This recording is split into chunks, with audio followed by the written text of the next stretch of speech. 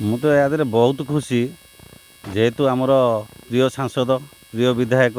ଉପସ୍ଥିତ ରହି କୃଷକ ସମାଜକୁ ଉତ୍ସାହିତ କଲେ ଆଉ ଆଜି ପବିତ୍ର ଅକ୍ଷିମୁଠି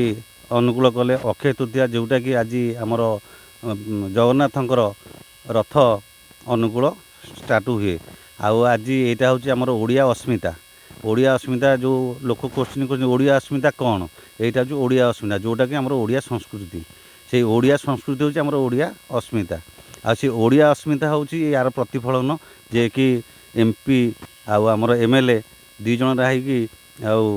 ଅକ୍ଷିମୁଠି ଅନୁକୂଳ କଲେ ଆଉ ଏଇ ଯେଉଁ ଜିନିଷଟା ଆମର କଲୁ ଆମେ ଏଇଟା ହେଉଛି ଆମର BJP କୃଷକ ମୋର୍ଚ୍ଚା ତରଫରୁ ରାଜ୍ୟରୁ ଆମକୁ ଆସିଥିଲା ନିର୍ଦ୍ଦେଶ ଆଉ ଏଇଟା ଆମର ଭୁବନେଶ୍ୱର ଜିଲ୍ଲା କୃଷକ ମୋର୍ଚ୍ଚା ତରଫରୁ ଇଏ ପ୍ରୋଗ୍ରାମଟା ଆମେ କରିଥିଲୁ